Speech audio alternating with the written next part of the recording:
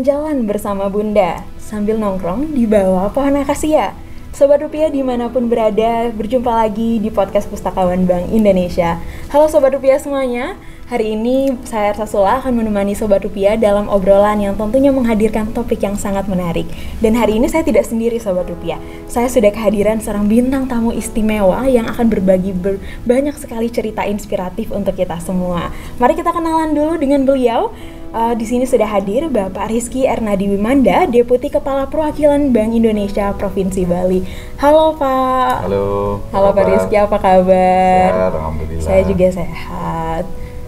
Sudah siap untuk ini mempersamai podcast kita hari ini, ngobrol-ngobrol dengan Sobat Rupiah? Siap. Ya, hari ini saya akan mewakili pertanyaan dari Sobat Rupiah di rumah nih Pak Rizky. Kita akan sama-sama bercerita sedikit. Oke Pak Rizky, dari jabatan yang tadi saya sudah sebutkan, kita pasti sudah ada bayangan nih di kepala Sobat Rupiah semuanya bahwa ini sudah sangat kompeten nih untuk berbagi cerita inspiratif. Tapi sebelum saya membahas ke sepak terjang Pak Rizky sekarang, ini saya mau sedikit napak tilas nih, boleh nggak ya Pak? Boleh, silakan. Kita sedikit flashback kembali ke masa lalu, mungkin sedikit mengenang perjuangan awal atau kenapa sih dulu Pak Rizky memutuskan untuk bekerja dan membina karir di Bank Indonesia. Ceritanya seperti apa tuh kira-kira Pak? Ya, Mbak Ersa dan sahabat Rupiah seluruh Indonesia dan terutama di Bali ya. Jadi saya itu kan lulusan dari Teknik Industri ITS. Nah, tentunya saya juga punya cita-cita ya. Tapi sebelumnya saya akan klaim dulu bahwa saya bukan orang yang terbaik ya. Saya bukan orang yang ter lah ya. Saya orang biasa. Tapi dari pengalaman saya ini saya akan sharing kepada teman-teman yang insya Allah akan bermanfaat gitu ya. Jadi back to dulu waktu saya kuliah saya memang bercita-cita itu untuk bekerja di multinational company ya, kayak ya at least Pertamina ya, kemudian Astra International, Unilever, Citibank dan sebagainya. Bahkan saya dulu bercita-cita kerja di Slumbersea. Slumbersea itu perusahaan minyak yang gajinya dolar itu. Itu. Nah, terus kemudian pada semester 7 itu ada studi ekskursi ya dari Surabaya ke Jakarta untuk melihat bagaimana sih sebetulnya pabrik-pabrik atau perusahaan-perusahaan yang berhubungan dengan teknik industri itu. Nah, dalam perjalanan ke sana saya sebelum perjalanan saya jadi ketua panitia kebetulan dan saya menginap di salah satu teman saya yang kebetulan orang BI. Sebuah kebetulan, tapi sebenarnya takdir ini. Betul. Ya Pak. Terus saya nginap di sana, ketemu bapaknya cerita, Rizky cita-citanya apa? Saya jelaskan, oh begini Pak, kamu nggak ingin masuk BI katanya. Memang kenapa Pak BI Pak? Ini samping saya ini barusan pulang master dari US. Sebelah sana habis pulang PhD dari UK. Loh gitu Pak? Iya. Wah, saya mulai termotivasi. Nah sejak itu pikiran saya sudah di BI aja gitu. Jadi saya berusaha jadi change mind gitu ya. Saya nggak ingin kerja di mana-mana, saya ingin kerja di Bank Indonesia. Karena apa? Ya itu tadi, iming-iming bisa sekolah sampai tinggi dan itu dapat beasiswa di luar negeri lagi. Nah setelah itu Mbak Ersa, setelah lulus tentunya saya pengen daftar Bank Indonesia, tetapi pada saat itu belum wisuda, jadi ijazahnya itu belum keluar. Ya saya nekat aja, ternyata ya ditolak. Aduh, percobaan pertama Pak? Iya, padahal saya wisuda di bulan September dan itu tesnya mulai September gitu. Masa nggak diterima sih kan gitu? Ternyata ketat banget gitu. Di awal-awal dari screening nggak bisa. Ya udah, saya harus nunggu setahun sambil mempersiapkan diri while saya kerja di Astra International di Jakarta. Nah di sana juga saya melamar BNI juga gitu ya. sambil ngelamar BI. Nah, lucunya pengumuman diterimanya BNI itu lebih dulu dibanding BI. Jadi saya konsultasi kepada kakak saya sama orang tua, ya udahlah, nggak usah nunggu pengumuman BI yang ada aja. Ya udah. Nah, besoknya pada waktu saya mau nyerahin daftar ulang gitu ya, daftar ulang itu ada surat dari BI. Alhamdulillah diterima, sehingga ya udah saya lepas itu yang di BI-nya, di BNI-nya. Nah, kemudian setelah saya memutuskan oke lah BI, alhamdulillah. Nah, itu saya pendidikan setahun, Mbak. Nah, tapi itu pendidikan setahun itu di luar ekspektasi saya sebetulnya. Saya itu kan dari teknik ya, dan teman-teman yang direkrut teknik itu dipaksa oleh BI untuk masuk ke sistem analis. Wah. Yang harus belajar komputer, programming, ya, bahasa mainframe, DBase, pokoknya saya belajar di situ. Ya meskipun saya lulus dengan ranking pertama di kelas itu, tapi saya nggak enjoy gitu. Nah, tapi ada kebijakan pada saat itu dari DSDM bahwa tidak semuanya ya yang satu kelas itu dimasukkan ke departemen satu, yaitu Departemen Teknologi Informasi namanya TTI. Tapi ada 5 orang yang keluar dari situ. Nah, dan kebetulan lagi saya yang keluar gitu. Ini banyak kebetulan tapi seperti memang rencana Tuhan, Pak. Iya, betul. Aduh, saya alhamdulillah. Artinya saya nggak terkungkung belajar atau memprogram, bikin programming gitu. Enjoy, tapi saya merasa membosankan karena memang saya dibesarkan bukan untuk programming gitu ya. Nah, di situ saya belajar ditempatkan di Departemen Pengelolaan Uang Rupiah. Itu rupiah ini sebetulnya saya. Saya di situ dulu. Orang di balik layarnya nih, Pak. Saya terlibat bukan pendesain uang ya, tapi perencanaan bagaimana, kemudian melihat kerja mesin mesuk ya, mesin sortir uang kertas ya. Saya terjun langsung di sana. Nah, kebetulan lagi ini serba kebetulan nih, Mbak. Jadi hidup saya ini penuh kebetulan. Kebetulan yang luar biasa. Luar biasa. Gak lama kemudian ada tes siapa yang ingin belajar master gitu. Nah, di situ saya ya coba-coba lah ya. Saya coba, dilala saya lulus. Gitu ya, lulus dari sekian ratus orang diambil yang ekonomi itu cuma 8 orang, yang MBA itu juga 8 orang. Nah, saya masuk yang ekonomi. Nah, saya langsung disekolahkan, bukan disekolahkan ya, ada namanya program Master Preparation ya, di Boulder, Colorado, USA. Wah. Itu saya nggak pernah ke luar negeri, Mbak. Bener. Naik pesawat aja jarang-jarang dulu. Itu langsung ke USA 3 bulan di sana. Tapi ya saya struggling karena background saya bukan ekonomi. Saya harus lulus mata kuliah makroekonomi, mikroekonomi, dan matematikal ekonomi. Selain itu saya harus lulus TOEFL. Selain itu harus GRE, harus tinggi. Banyak sekali, Pak. Dalam 3 bulan, bayangkan. Saya gulung koming, udah. Akhirnya semuanya lulus. GRE saya bagus, TOEFL saya oke, saya daftar beberapa universitas terima, dan saya pilih Yale University. Itu ranking atas di Amerika selama 1 tahun.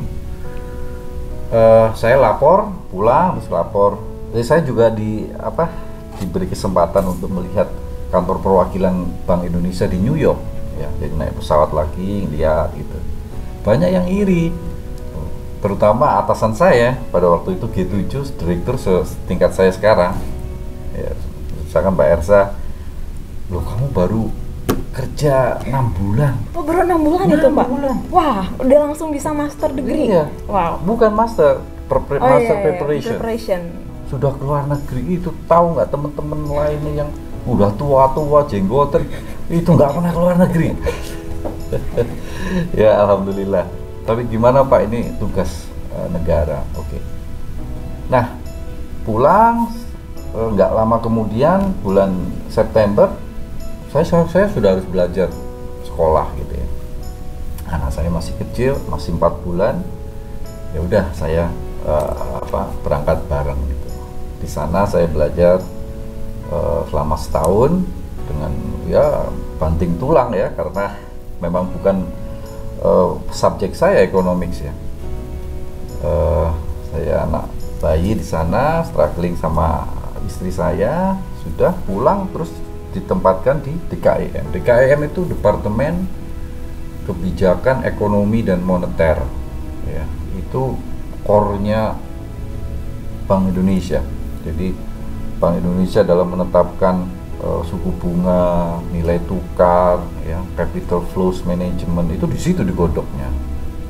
Saya ditempatkan di situ lama, hampir 80% waktu saya itu di DKIM. Saya nggak pernah pindah-pindah, nggak pernah. Terus habis itu saya memberanikan diri untuk ambil S3, ya, S3 di Loughborough University. Itu saya tempuh waktu paling cepat 2,5 tahun saya sudah lulus PhD. Semua heran, kenapa lu? Ya karena saya sudah mempersiapkan dari awal gitu. Saya sebelum ke Loughborough itu ditempatkan di Biro Riset Ekonomi dan saya riset di sana. Saya bikin paper, beberapa paper, let's say 3 atau 4 gitu ya paper, itu saya ambil dari situ.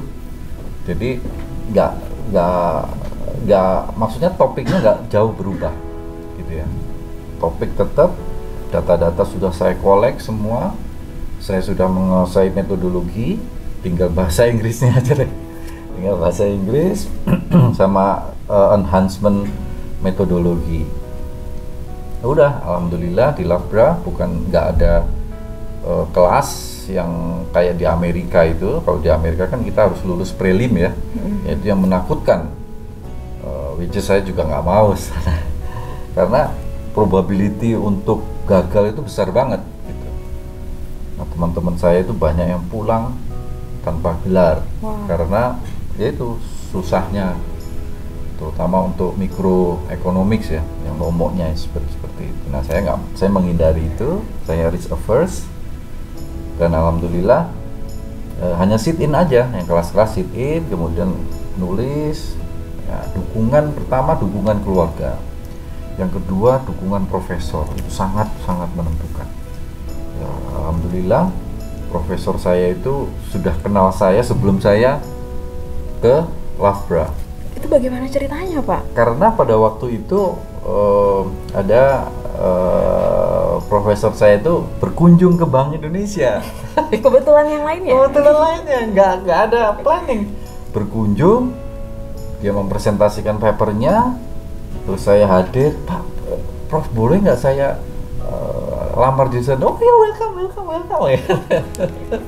Ya akhirnya ya itu kejadian. Jadi Mbak Ersa, sebetulnya di dunia ini nggak ada yang kebetulan. Betul sekali.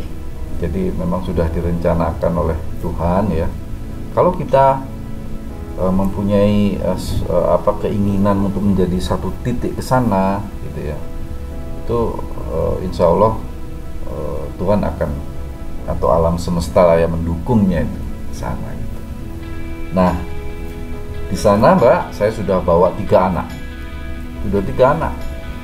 Kemudian sekolah di sana gratis, alhamdulillah. Terus kemudian saya selesai, saya pulang itu semuanya surprise. Kok bisa kamu bisa lulus 2,5 tahun? Nggak ada rekor yang di BI yang PhD 2,5 tahun, nggak ada. Rekor seluruh Bank Indonesia. Seluruh Bank selama Indonesia. sepak kerjanya sampai tahun Iya, itu, Pak. betul. Wow. Apa sudah terpecahkan sekarang rekornya? Saya belum tahu ya, kayaknya sih belum. Ya susah soalnya. Ya itu. Jadi saya bukan sombong, bukan apa, tapi itu memang ya itu tadi semuanya mendukung. Nah, setelah di The Camp, sepulang kembali lagi ke The Camp, yaitu sebelum saya ke AMF. Itu ceritanya, Mbak. Ini tadi ceritanya sangat-sangat menarik nih Pak Rizky. Tapi ada satu poin yang saya tangkap nempel sekali nih ketika tadi Pak Rizky bilang bahwa tidak ada yang kebetulan, Tuhan sudah merencanakan.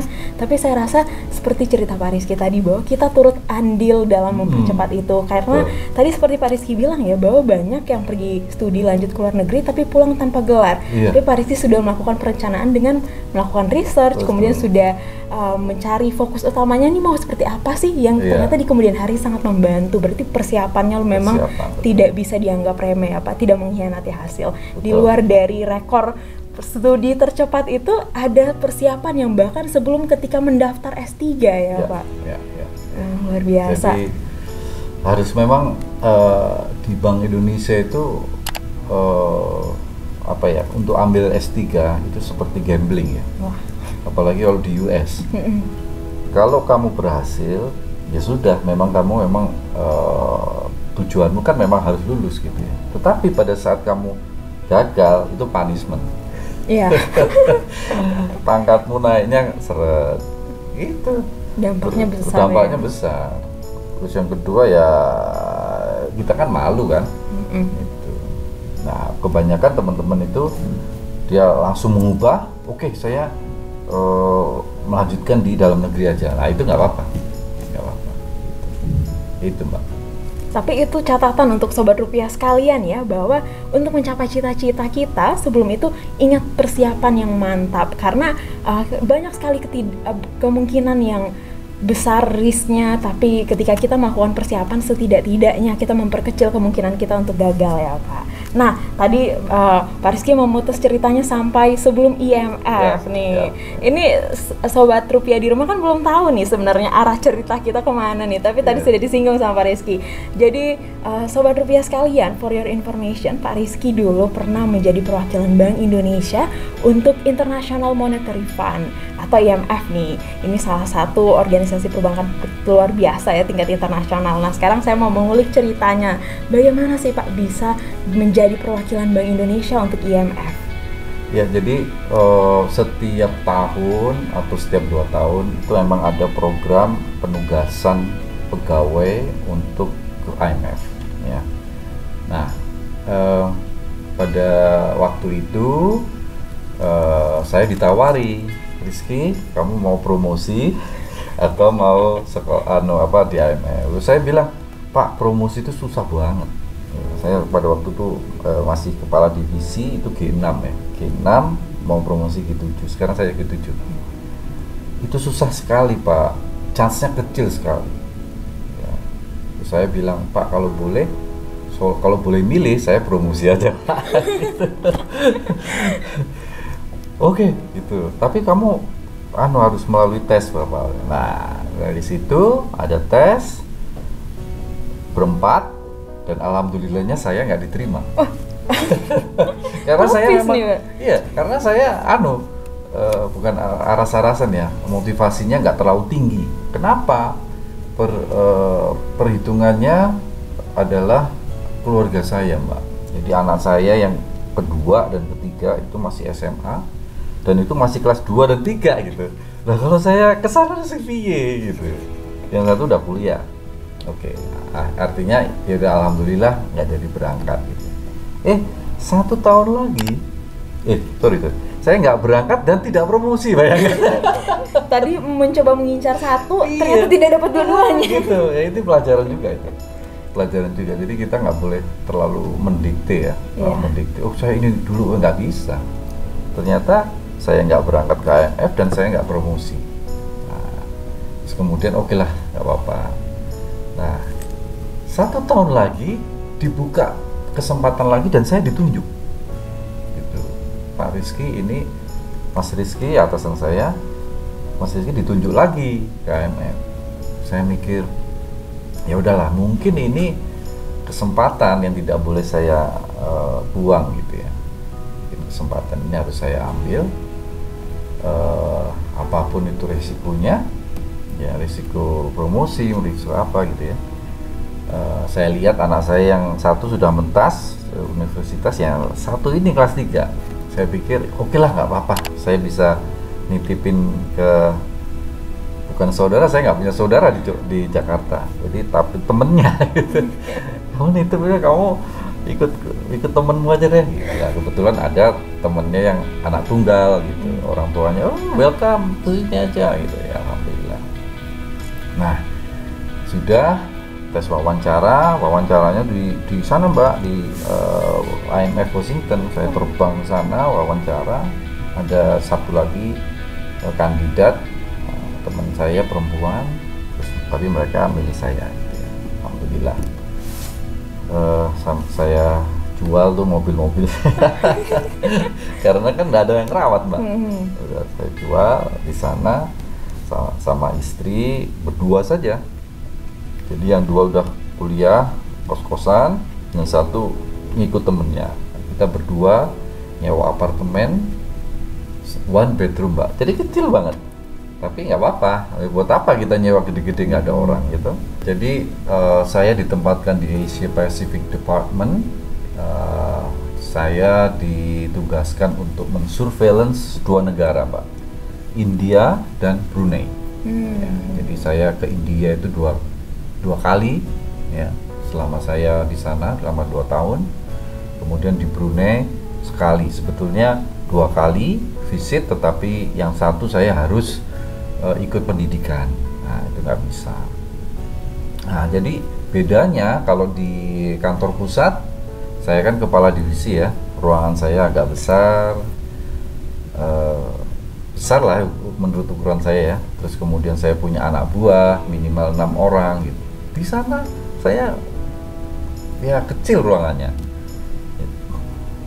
kecil, nggak punya anak buah, dan saya jadi staff di sana.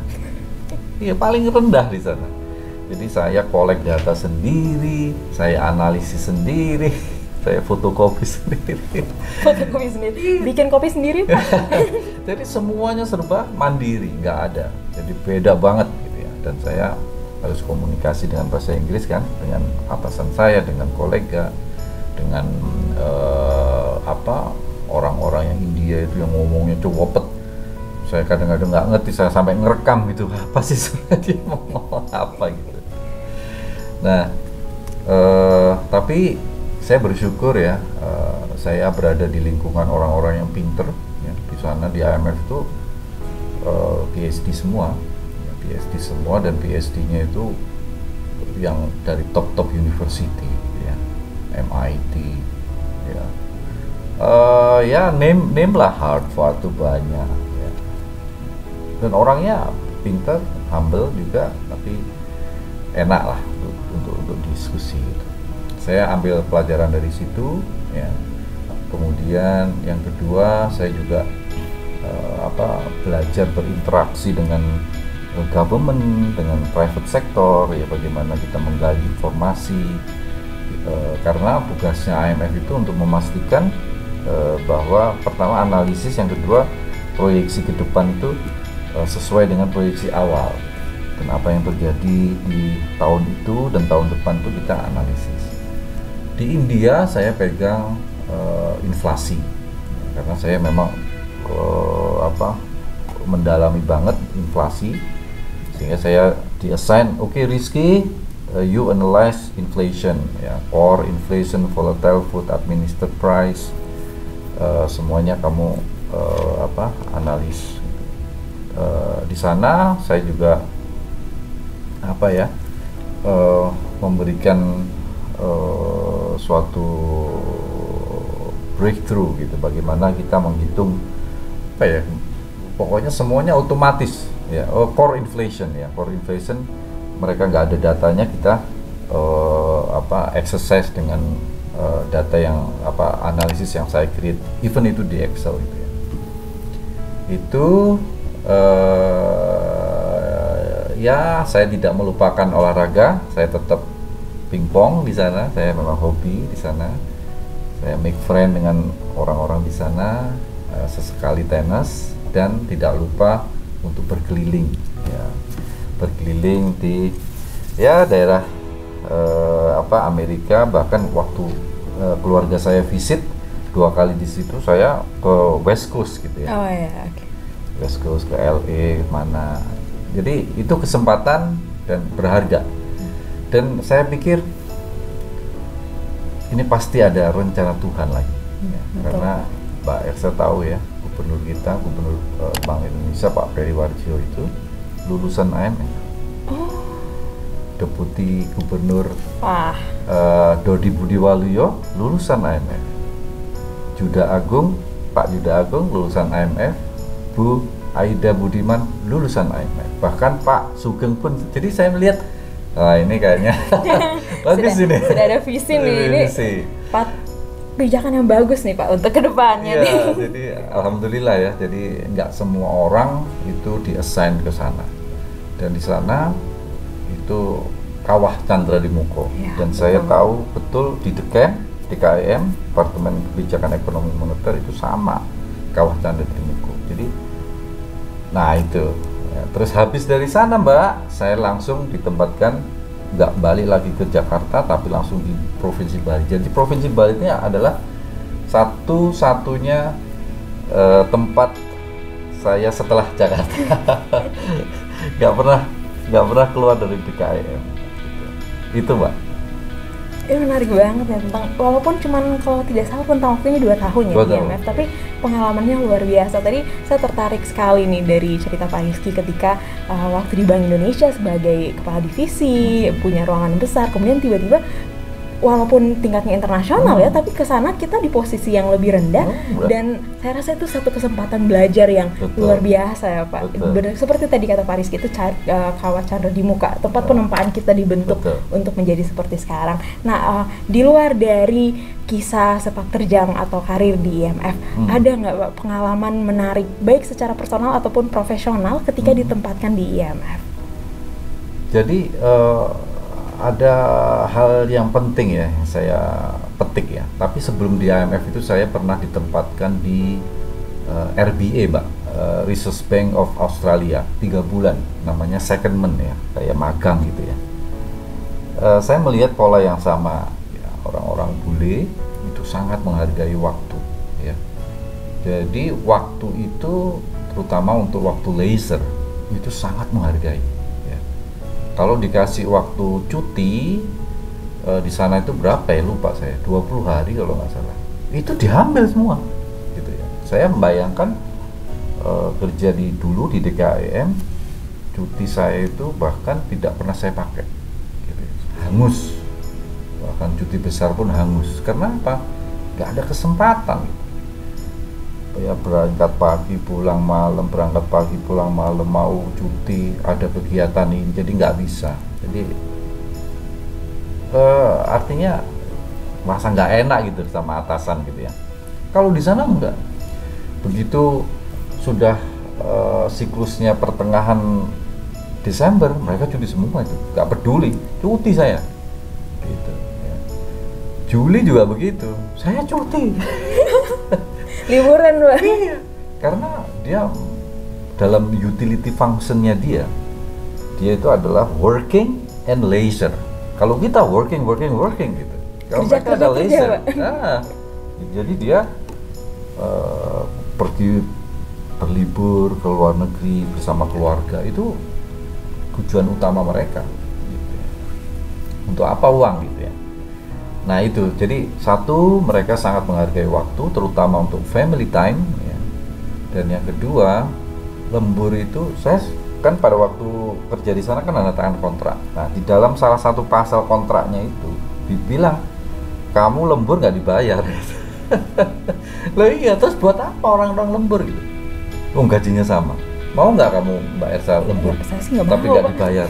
Enggak sih. Ya enggak kan? Nah sehingga mereka tepat waktu pulangnya, jam 5 pulang mereka, jam 8 harus setengah 9 datang, jam 5 pulang. Jadi memang begitu. Saya melihat mereka kerjanya profesional gitu. Dan rapat nggak banyak, nggak lama ya. Jadi kalau rapat itu mereka pemimpin rapatnya itu pertama kali dia ngomong apa? Kita rapat sampai jam berapa? Itu dulu. Oh Pak, kita punya waktu 1 jam karena mereka ruang rapatnya itu gantian. Ya, jadi ruang rapat ini di-booking untuk kelompok ini, jam segini di kelompok ini gitu. Jadi nggak mungkin lama-lama gitu. Saya pikir, oh iya hebat. Kalau di BI, waduh, rapat nggak ada waktunya, udah tergantung pimpinannya. Kalau pimpinannya seneng rapat, seneng ngobrol sampai malam. Kalau di sana nggak ada. Jadi satu menghargai waktu, ya. Terus terutama rapat efisien, gitu. Jadi itu Mbak yang saya bisa ambil pelajaran dan saya akan terapkan pada saat saya di sini juga gitu. Kalau saya memimpin rapat, saya menentukan waktu ini sampai jam berapa nih kita rapat. Nah, harus efisien. Ya. Terus yang ketiga juga mengenai konsumsi. Konsumsi di sana itu nggak ada yang kayak di kita. Kalau di Bank Indonesia itu mewah gitu ya, di serve. Bapak mau apa? Kopi? Iya, ini makanannya Pak segini gede gitu. Di sana nggak ada, makanan di pojokan sana, ambil sendiri. Bener Pak, bener sekali Gitu. Dan kebanyakan manis, jadi males males ambil gitu. Itu Mbak, jadi ada beberapa pelajaran positif yang bisa saya ambil. Jadi kerja profesional, ya, menghargai waktu, kerja cepat. Nah, nanti saya akan kasih trik-triknya gimana. Menarik sekali nih Sobat Rupiah ceritanya Pak Rizky nih. Take away utama dari 2 tahun di IMF itu banyak ke manajemen waktu, bagaimana workflow-nya ya Pak, mengadaptasi workflow. Ya, setidaknya saya lihat bahkan di tingkat mahasiswa sekalipun, teman-teman pasti Sobat Rupiah juga ikut merasakan nih, banyak sekali yang waktu liburannya dipakai untuk teman-teman mahasiswa pasti pakai buat rapat dan rapat kepanitiaan. Pasti ada aja yang lagi rapat hari Minggu, ada aja yang rapat sampai tengah malam. Itu mungkin yang harus mulai kita perbaiki dan kita terapkan ya. Bahkan untuk kesehatan kita sendiri dan juga dalam jangka panjang untuk pekerjaan kita juga ya Pak. Oke. Menarik. Oke, sekarang tadi Pak Rizky sudah banyak bercerita nih. Dan kalau saya tidak salah, Pak Rizky sudah membina karir di Bank Indonesia kurang lebih 20 tahun, lebih dari 20 tahun. Dan itu bukan jangka waktu yang singkat dan bukan juga perjalanan yang mudah pastinya. Tepatnya 25 tahun Pak. 25 tahun, seperempat abad Pak. Wow. Itu sudah berapa persen dari hidup Pak Rizky dihabiskan di Bank Indonesia kalau boleh tahu? Ya sejak saya umur 24 tahun ya. Wow. 25 tahun lah. 25 tahun lah. Setengah dari hidupnya membersamai Bank Indonesia. Betul. Nah, selama 25 tahun meniti karir di Bank Indonesia itu Pak, pasti tidak mudah. Apalagi tadi di awalnya sendiri Pak Rizky cerita bahwa itu dibangun di atas sebuah kegagalan, bahwa pertama kali mendaftar Bank Indonesia tidak diterima. Betul. Kemudian mencoba mencari promosi dan IMF yang pertama kali juga tidak diterima. Apa sih yang menjadi kunci atau menjadi pegangan Pak Rizky nih selama meniti karir 25 tahun ini? Jadi sebetulnya Bank Indonesia melalui Dewan Gubernur itu sudah memberikan kisi-kisi, gimana sih kisi-kisi sukses gitu ya. Nah ini ternyata kisi-kisi umumnya itu bagus gitu ya. Ada nilai-nilai strategis Bank Indonesia. Ya. Yang pertama adalah trust and integrity. Jadi seseorang itu harus dipercaya, ya integritasmu harus bagus gitu. Begitu pada pegawai BI yang nyolong gitu ya, atau integritasnya dipertanyakan, nggak akan lama dia karirnya. Yang kedua, profesionalisme. Kerja harus profesional gitu, jangan dicampur politik gitu ya. Saya profesional, saya sudah digaji besar oleh Bank Indonesia, saya kerja profesional. Yang ketiga adalah excellence. Jadi apapun pekerjaan yang dikasih oleh atasan kita selesaikan secara excellent gitu. Bahkan kalau bisa bos minta 2, kita kasih deliver 3. Bos minta besok atau 2 hari jadi, 1 hari sudah jadi. Itu kerja excellent ya. Yang keempat adalah public interest ya. Jadi customer kita tuh siapa sih gitu. Pasti bukan Bank Indonesia kan nggak punya customer khusus kayak bank gitu ya, tapi customernya ya atasan kita, peers kita, bawahan kita, atau bahkan ke lembaga lain, itu public interest. Jadi kita mengutamakan public interest. Dan yang terakhir adalah coordination and teamwork. Jadi kita bisa jadi hebat sendiri gitu, tapi lebih hebat lagi kalau kita kerja secara tim. Jadi, kita punya tim, kita didukung oleh semua orang, ya, baik dari bawah, samping, bahkan di atas ditarik, itu suatu koordinasi dan teamwork yang baik. Nah, selain itu ada 7 cinta yang dikeluarkan oleh Pak Periwarjio, ya. Yang pertama adalah cinta kepada Tuhan, ya. Bahwa manusia ini sebetulnya adalah makhluk religi, ya. Yang dimana kita bekerja itu tidak hanya bekerja, tetapi beribadah sebetulnya. Jadi memberikan yang terbaik. Yang kedua adalah cinta keluarga. Jadi nggak mungkin dong kita kerja pulang pagi, berangkat pagi pulang malam. Untuk apa? Ya kalau keluarga kita berantakan gitu ya. Jadi harus didasari oleh keluarga yang sehat, yang bahagia. Yang ketiga adalah cinta kepada ilmu. Jadi kita ini ada buku-buku bagus, ya, dibaca, ya. Cinta ilmu, haus akan ilmu, belajar dan belajar, ya. Kemudian ada cinta lembaga, cinta Bank Indonesia. Jadi Bank Indonesia prioritas utama. Jadi kalau Mbak Ersa mau masuk BI, nah Mbak Ersa harus komitmen gitu. Saya siap ditempatkan di mana saja. Seperti kita, ya, itu adalah prajurit, ya, kayak seperti di militer, siap ditempatkan di mana saja, dan di situ harus berkontribusi positif, ya, menyumbangkan hal-hal yang positif, ya, untuk sekitarnya. Kemudian ada leading change, ya, memimpin perubahan. Jadi sesuatu yang pasti adalah perubahan itu sendiri, ya. Di dunia ini serba nggak pasti, tapi yang pasti adalah perubahan itu sendiri. Jadi kita harus siap-siap memimpin perubahan, ya. Kita harus punya sifat agile, ya, yang proaktif, yang kalau umpamanya kita harus terbiasa dengan skenario A, B, C, D, ya. Nggak boleh kita punya skenario A tok, ya. Terus gaining commitment, ya. Kita harus komit, ya, kepada apa yang kita torehkan awal tahun, ya. Biasanya di awal tahun kita ada namanya kontrak kinerja, di mana secara personal maupun secara satuan kerja itu harus mencapai apa yang ditetapkan, dan kita sign kontrak. Nah itu. Jadi kalau menurut saya, Mbak, ini saya pribadi, ya, saya sangat mengaccept apa itu nilai-nilai strategis Bank Indonesia, 7 cinta, dan saya mengalir seperti air. Nah ini yang penting nih. Jadi mengalir seperti air, ya, siap ditempatkan di mana saja. Bagi saya, dimanapun itu adalah tempat pembelajaran, ya. Apa yang baik dari pemimpin yang sebelumnya kita ambil, ya, untuk pengkayaan diri sendiri, ya.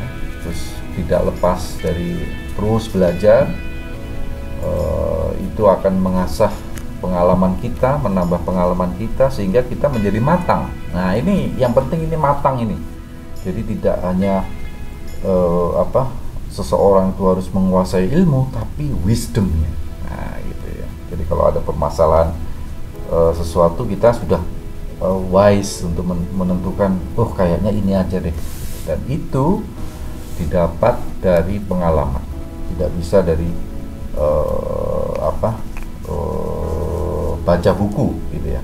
Nah saya ingin share, ya, kayaknya Mbak Ersa juga tertarik di Bank Indonesia atau teman-teman sobat rupiah yang lain, ya. Jadi kalau teman-teman, ya, ingin berkarir di Bank Indonesia, itu syaratnya mudah, ya, syaratnya mudah. Pertama, harus lulus S1 dan S2 yang sudah ada sertifikatnya, ya, ijazahnya. Kayak saya dulu belum ada ya nggak bisa, harus harus apa, harus sabar gitu ya. Terus IPK harus lebih dari 3 ya, IPK 3, dan program studinya tertentu. Jadi kalau hubungan internasional nggak ada di sini. Sudah sakit hati di dalam. Terbuka untuk teman-teman ya yang lulusan statistik, matematik, teknik industri seperti saya, teknik informatika, ilmu komputer, sistem informasi, ilmu ekonomi atau studi pembangunan, kemudian ilmu ekonomi syariah, manajemen, akuntansi, keuangan, ilmu hukum, dan ilmu komunikasi. Selama teman-teman usianya masih di bawah 26 untuk S1 dan di bawah 28 untuk S2, silahkan mendaftar. Itu, Mbak. Nah, selanjutnya setelah teman-teman memenuhi syarat itu ya, ada 6 tahap seleksi. 6 tahap. Panjang ya, Pak. Pertama seleksi administrasi ya, seleksi administrasi yang kayak tadi. Kamu belum, kalau surat keterangan lulus saja ya nggak bisa, ya nggak boleh. Nah, seperti itu. Saya hubungan internasional atau kedokteran ya nggak bisa, gitu ya. Nah, terus yang kedua, setelah lulus tes administrasi ada namanya tes potensial dasar atau TPD. Terus kemudian kalau udah lulus, tes pengetahuan umum yang ketiga, dan tes pengetahuan bank sentralan. Jadi teman-teman harus belajar, nggak boleh kosongan ya. Meskipun teman-teman di ilmu hukum misalnya, harus tahu ya pengetahuan bank sentralan dan bahasa Inggris. Ya. Kemudian yang keempat adalah seleksi psikologi, ya, tes psikologi. Terus dan yang kelima adalah tes kesehatan. Nah, tes kesehatan, dan terakhir adalah wawancara akhir dengan user. Nah, saya kebetulan tim pewawancara PCPM. Nah, itu yang dinilai teman-teman adalah, saya kasih bocoran ya, 60% itu adalah mengenai motivasi, bagaimana kecocokan nilai-nilai strategis yang ada di Bank Indonesia dengan diri teman-teman ya. Dan yang 40% baru kemampuan teknis gitu ya. Kemampuan teknis, misalkan teman-teman ahli di bidang IT, saya tes tuh, bisa nggak mengelola big data gitu ya. Dan kebanyakan Mbak, yang ini kan yang ikut tes BI ini kan dari awal bisa 100.000 orang, yang diambil cuma 100, jadi 1 banding berapa? 1000. Nah, jadi 1 banding 1000. Nah, itu kebanyakan yang kita terima itu ya, itu adalah pertama yang berpengalaman, yang kedua adalah yang S2. Jadi kayak saya dulu itu keberuntungan juga gitu. Saingannya belum ada S2 dan berpengalaman gitu. Jadi karena apa? Saya melihat bahwa teman-teman yang sudah berpengalaman itu lebih matang ya, berinteraksi dengan atasan, bawahan. Jadi ini sudah siap pakai. Nah, terus yang kedua, yang sudah S2 itu kebanyakan mereka berpikirnya lebih holistik gitu ya, melihat permasalahan, Pak begini gitu.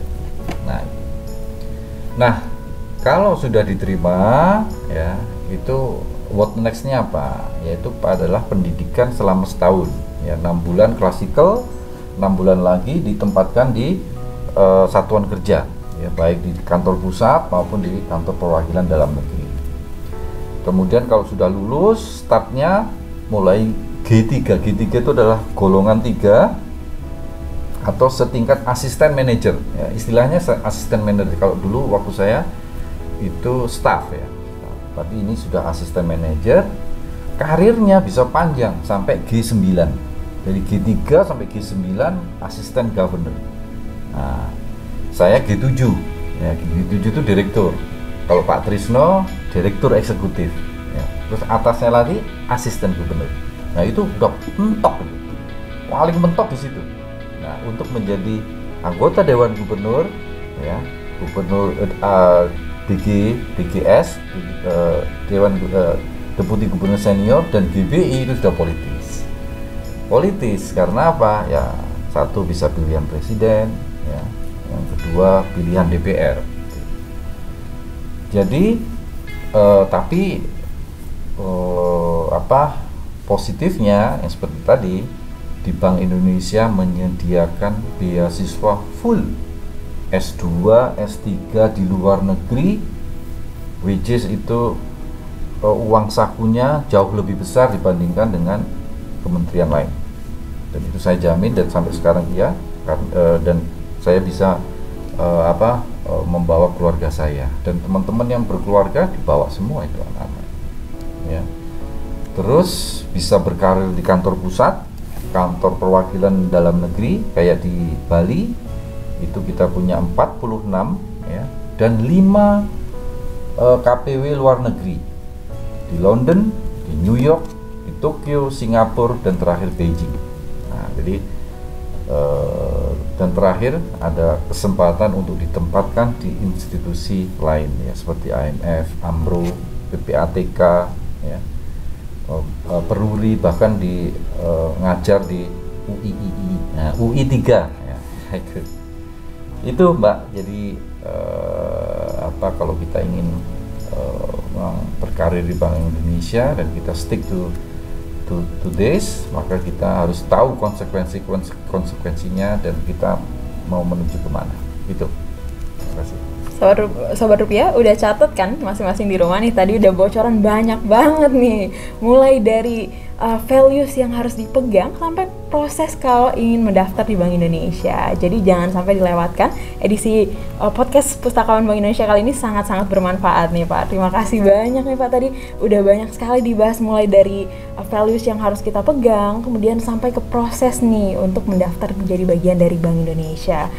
Prosesnya panjang, tapi memang ketika kita set our goals dan ketika kita sudah memantapkan hati menerima setiap proses dan resiko, memang hasil tidak akan mengkhianati semua proses itu.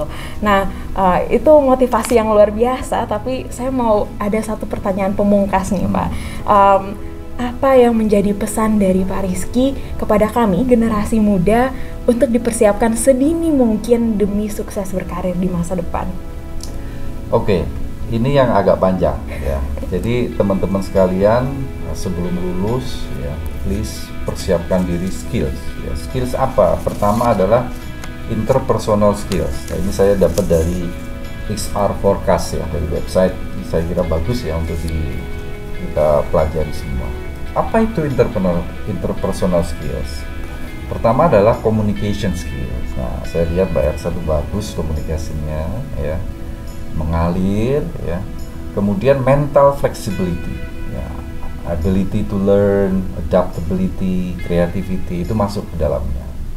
Yang ketiga adalah building relationship, ya, itu termasuk empati, ya, humility, sociability, ya, inspiring trust, gitu ya.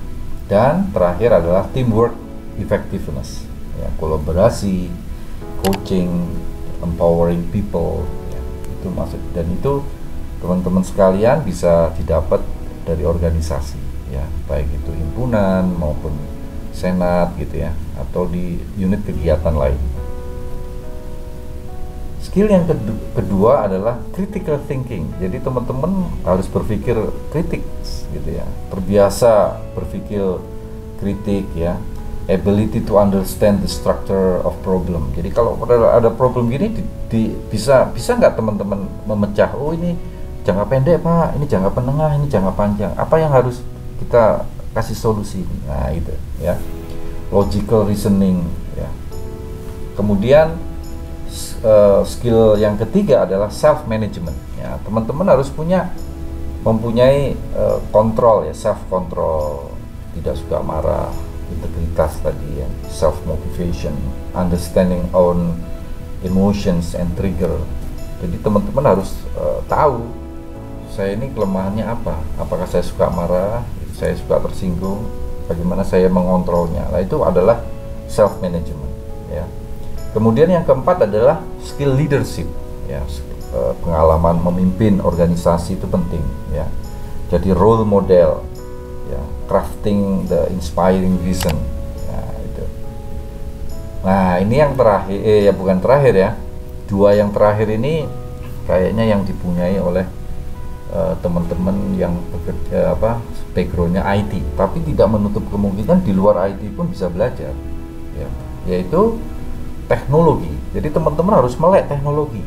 Ya, apa itu yang disebut cloud computing, ya, cyber security, artificial intelligence, machine learning, big data analysis, virtual and augmented reality, ya, blockchain. Nah, itu teman-teman harus belajar sendiri, ya. Di YouTube belajar apa sih blockchain, gitu ya.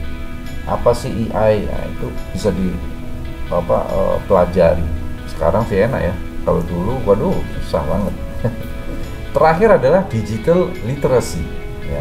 Jadi teman-teman juga kalau bisa mempelajari bagaimana bahasa pemrograman sederhana, ya, bagaimana konsep cyber security, ya, data analysis and statistik. Saya kira dengan skill-skill tersebut, ya, dikuasai secara dini, maka insya Allah si wawancara itu akan terkesan gitu ya. Paling enggak, anak ini hebat ini, sudah bisa menguasai ini nih. Ya udah, saya rekrut aja deh. Nah, gitu ya. Terus yang kedua adalah kunci sukses, ya. Nggak hanya teman-teman, tapi bagi saya pribadi juga adalah menyeimbangkan antara kecerdasan intelektual, ya, kecerdasan emosional, dan kecerdasan spiritual. Nah, itu penting. Jadi semakin tinggi jabatan seseorang, level pimpinan, itu porsi spiritual quotient-nya itu harus lebih dominan, ya, dibandingkan dengan IQ. Dan EQ-nya harus lebih empati, ya, lebih mengetahui perasaan orang lain, gitu ya. Nah, tips yang berikutnya adalah 4 As. Nah, ini saya senang. 4 As ini saya ambil dari Menteri Pariwisata kita, Pak Sandiaga Uno, ya. Jadi beliau pernah ngasih tips ke kita dan saya quote di mana-mana, ya. As yang pertama adalah kerja keras. Jadi kita tuh harus kerja keras, nggak boleh malas-malasan, ya. Yang kedua adalah kerja cerdas. Jadi tidak harus lembur, ya, tetapi apa yang kita kerjakan itu harus dideliver dengan tepat waktu dan kalau bisa lebih cepat. Nah, itu namanya kerja cerdas, ya. Yang ketiga adalah kerja tuntas. Jadi kalau umpamanya kita dikasih 10 pekerjaan, ya jangan dikerjakan excellent 5, tapi 10-10-nya excellent, gitu. Tuntas semua sudah, Pak. Ini program kerja tahun 2021, ada 10 kita berhasil menyelesaikan semuanya dan excellent. Nah, itu namanya kerja tuntas. Jangan sampai, Pak, 9 excellent, Pak, tapi yang 1 belum, Pak. Lah, jangan sampai segitu, ya. Dan terakhir adalah kerja ikhlas, ya, ikhlas. Jadi seperti yang tadi, cinta kepada Tuhan. Apapun yang kita kerjakan itu didasarkan semata-mata karena ibadah. Kalau kita ibadah kan ngasih yang terbaik, kan. Nah, sama seperti itu. Kerja ikhlas itu adalah memberikan sesuatu yang terbaik. Untuk apa? Ya untuk negeri ini, ya untuk Tuhan, gitu ya. Karena Tuhan sudah memerintahkan kita untuk bekerja.